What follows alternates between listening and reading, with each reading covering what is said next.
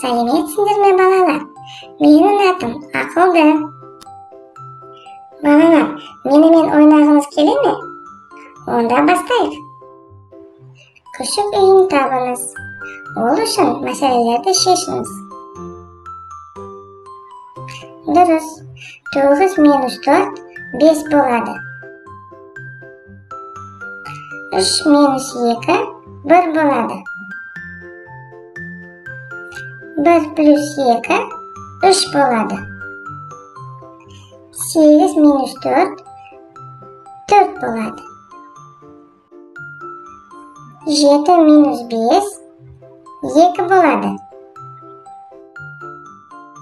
Жарайсыңдар балалар.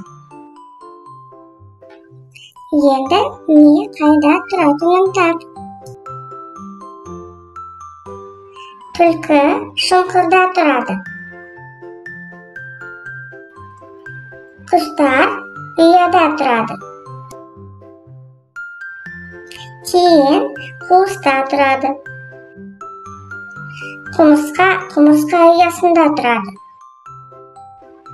Күшік ит үйінде тұрады.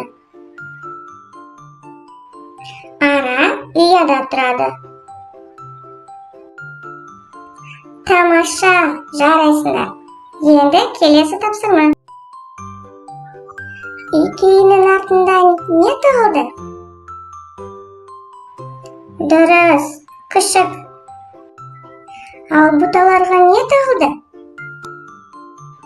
Дұрыс, мысық. Енді себетке тек пайдалы өнімдерді жинаңыз. Балық, айран,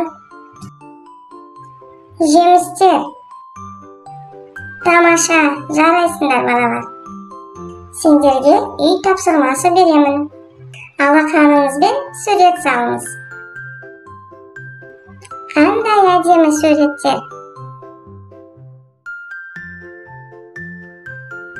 Керемет! Ал мен сендермен қоштасамын. Сау болыңдар.